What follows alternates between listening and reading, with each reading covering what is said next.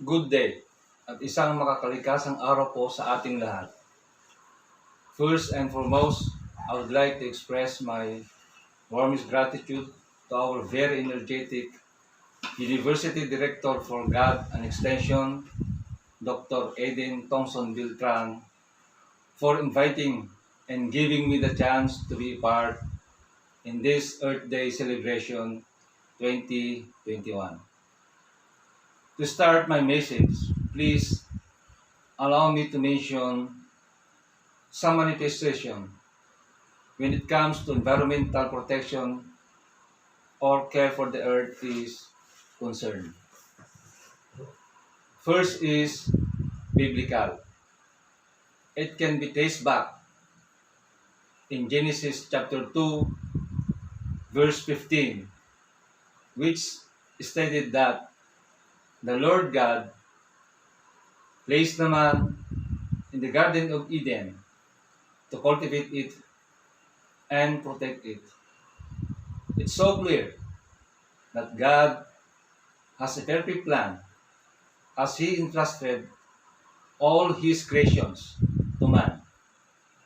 Subalit nilapastangan natin ang mundo na pinagkaloob sa atin ng Panginoon.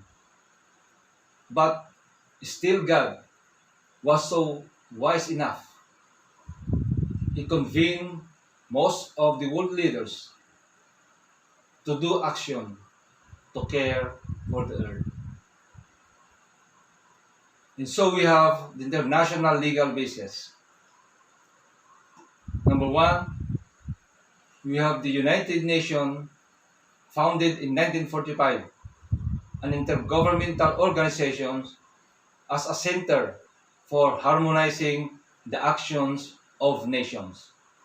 Number two, United Nations Environment Program, which is provide leadership, encourage partnership in caring for the environment by inspiring, informing, and enabling nations and people to improve their quality of life without compromising the future generation. Number three, we have the International Union for Conservation on Nature, which working on the field of nature conservation and sustainable use of natural resources. Number four, we have the Convention on International Trade in Endangered Species of Flora and Fauna. Number five, we have the United Nations Convention on the Law of the Sea. It is an international treaty, provides a regulatory framework for the use of the world's seas and oceans to ensure the conservation and equitable usage of resources and the marine environment, and to ensure the protection and preservation of the living resources of the sea, adopted in 1982 and entered into force in 1994. Number six, we have the Kyoto Protocol, a binding treaty signed in 1997 with the aim of reducing the global emission of greenhouse gases and curb the effect of climate change. Number seven, we have the United Nations Framework Convention on Climate Change. Number eight, we have the International Carbon Action Partnership. Number nine, we have the Global Environment Facility. Number 10, we have the Muslim 7-Year Action Plan on Climate Change. Number 11, we have the Paris Agreement, wherein 197 countries adopted it, with the main goal is to reduce global greenhouse emissions and limit the global temperature increase in this century to 2 degrees Celsius. Number 12, we have the Carbon Sequestration Leadership Forum held on January 2017. And we have the last one, the International Policy Mission 2020, a new global strategy to rapidly reduce carbon emissions. So we have also the national legal basis. Number 1, Article 2, Section 16 of the Constitution of the Republic of the Philippines, which stated that the state shall protect and advance the rights of the people to a balanced and healthful ecology in accord with rhythm and harmony of nature. Number 2, we have the Republic Act 9003 or the Ecological Solid Waste Management Act of 2000, which provides the necessary framework, institutional mechanisms, and mandate to local government units or LGUs to achieve 20% waste reduction. Number 3, we have the Republic Act 8749 or the Philippine Clean Air Act, a comprehensive air quality management policy and program which aim to achieve and maintain healthy air for all Filipinos. And we have Presidential Decree 705, otherwise known as the Revised Forestry Code of the Philippines. And the most prominent feature of which is the prohibition of gathering, cutting, and or collecting timber or other forest products without license and unlawful occupation or destruction of forest lands. And we have the National Protected Area System Act of 2015 to promote long-term conservation, management, and sustainable use of protected areas to ensure maintenance of genetic diversity and the diversity of species and habitat. But the question is, how about our personal initiative or efforts to care for the earth? Ano ang mga pansarili nating hakbang para pangalagaan natin ang ating mundo? For me, we need to act as catalysts to encourage other people, our family, relatives, co-workers, students, members of civic organizations to work for the reduction of our carbon footprint. And what is carbon footprint all about? According to World Health Organization, a carbon footprint is a measure of the impact of your activities have on the amount of carbon dioxide produced through the burning of fossil fuels and expressed as weight of carbon dioxide emissions produced in tons. Ito yung bakas natin, dulot ng pang-araw-araw natin na gawain sa buhay na batay sa pamamagitan ng dami ng carbon dioxide na napupunta sa kalawakan.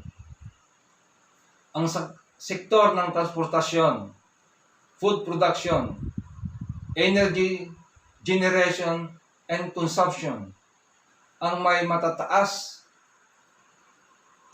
na kontribusyon sa carbon dioxide o carbon footprint ng isang bansa. Why is carbon footprint bad for the environment? The amount of carbon emission trapped in our atmosphere causes global warming, which causes climate change. Symptoms of which include melting of the polar ice caps, the rising of sea levels, the disturbance of wildlife animals' natural habitat, emergence of destructive pests and deadly pathogenic organisms that cause diseases for human and animals, bleaching of coral reefs, disturbance to feeding and breeding pattern of most aquatic and marine lives, extreme weather events, and so many more negative impacts that are dangerous like desertification, salinization, massive landslide, flash floods along low-lying areas. Climate change is a global issue that requires local actions to combat it. So what we can do to fight climate change? According to Mayor Steve Adler of Austin, Texas, USA, here are some important actions to fight climate change. Number one, reduce carbon dioxide emissions. Use your car less. Kung kaya natin mag-commute, sumakay sa bus, train o kaya mag-bike, mas maganda. Para lang mabawasan natin ang carbon dioxide na napupunta sa ating kalawakan. According to experts, each liter of fuel that your car uses equals to 2.5 carbon dioxide emitted in the atmosphere. Second action is save energy. Kung hindi natin ginagamit ang ating mga devices, ang ating mga appliances, ang ating mga gadgets, pwede nating shut down o kaya patayin muna. Number 3 action is put the 3 R's of sustainability into practice. R stands for reduce, reuse, and recycle. So kung kaya nating bawasan ang paggamit ng mga iba't ibang kagamitan para mabawasan natin ang carbon dioxide sa ating atmosphere, mas mainam. Reuse. Take advantage of second-hand markets. O kaya ang mga gamit na hindi na natin kailangan, subalit napapakinabangan ng iba, ay pwede nating ibenta. O kaya pwede natin i-donate sa charity.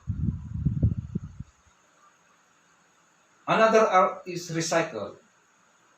So kitchen leftovers are ideal materials for composting or substrates for vermicomposting.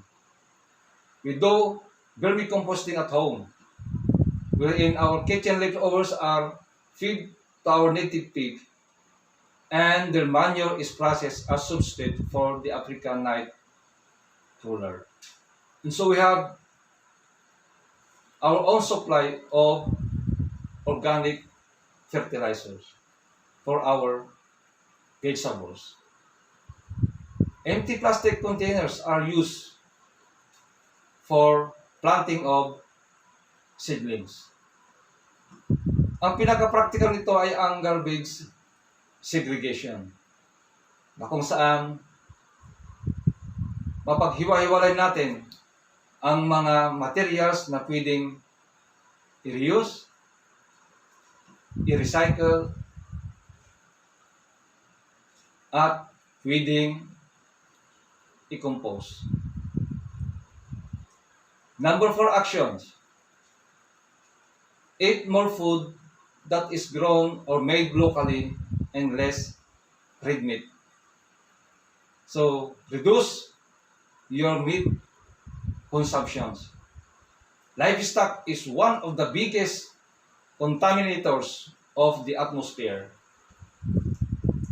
Before, we raised hybrid pig or hog, but due to escalating cost of feeds, we shifted to native breed. Because this native pig, they consume only 10% of commercial feeds, and the rest are kitchen leftovers and crop residues forage, and legumes.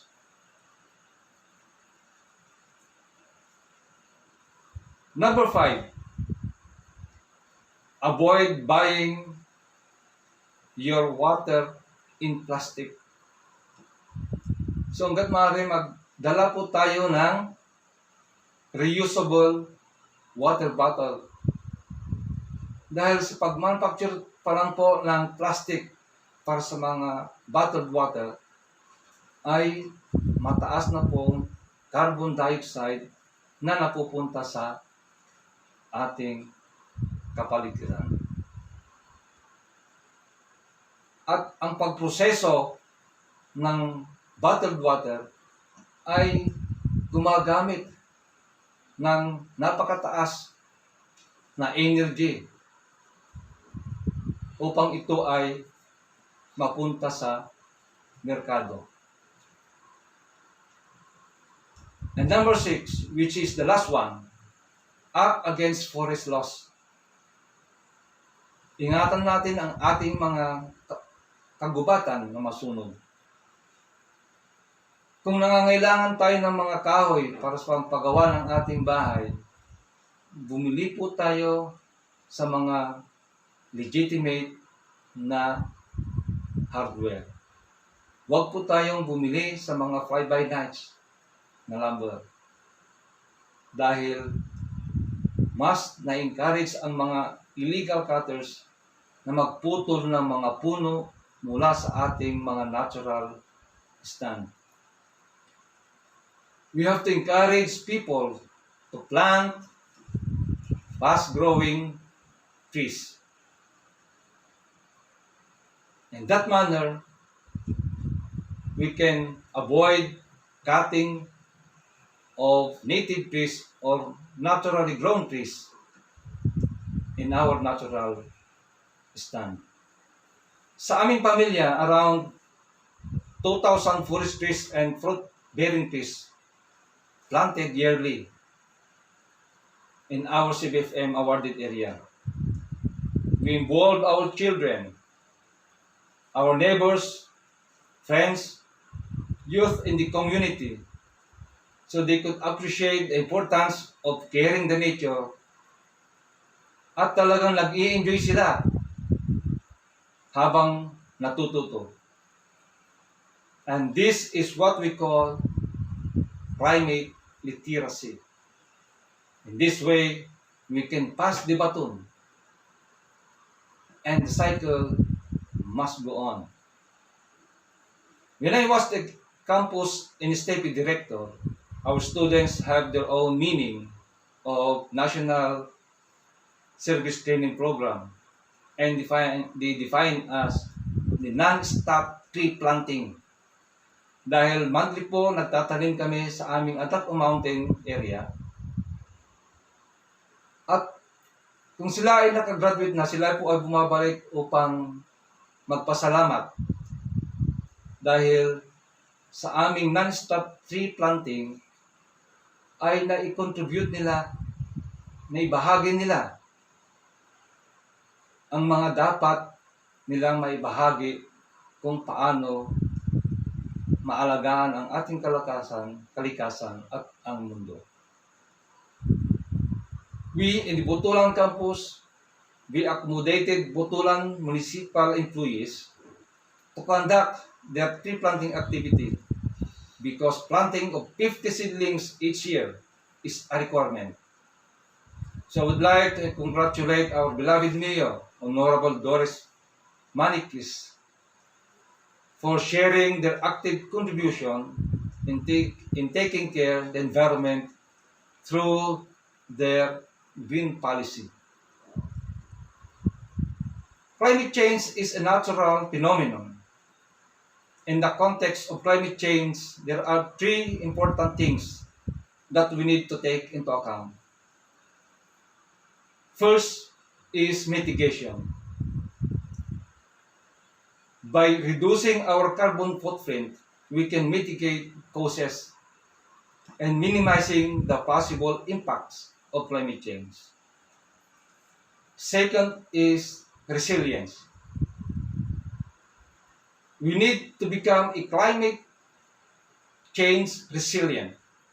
We have to design and implement resilient engineering structures, generate resilient technologies for forestry, fishery, and agricultural or cropping system. And the third one is adaptation. Adaptation simply means adapting to life in changing climate. It involves adjusting to actual or expected future climates.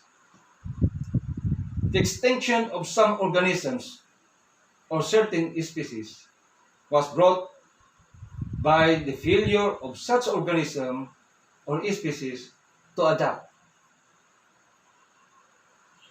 As Charles Darwin once said, not the strongest, not the most richest, or not the most intelligent can survive. But those who could able to adapt change can survive.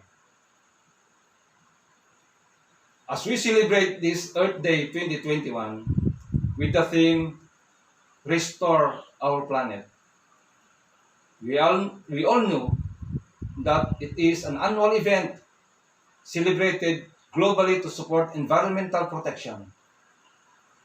In consonance with this year's celebration, let us hand in hand to have a meaningful and fruitful celebration, and this could be a perfect venue for us to impart knowledge and share valuable ideas to encourage others to become more active and responsible individual in taking care of our only home, our only hope, our earth. And we are not doing this not for ourselves, but for the future generation. In this way, we can achieve intergenerational equity.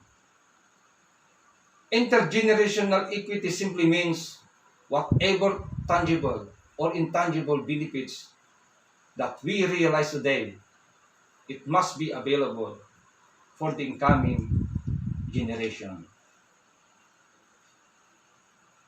We should always be guided with the paradigm, think globally, and act locally. Our actions, our contributions, no matter how big or small, could be a great help to conserve our remaining natural resources, protect the environment, and save the earth. I started my message with the words of God. Then allow me to end my message with the question, kung dumating ang araw na tanungin ka ng amang tagapaglikha kung paano mo iningatan at pinahalagaan ang mga ibang bagay na kanyang nilikha, ano ang iyong kasagutan?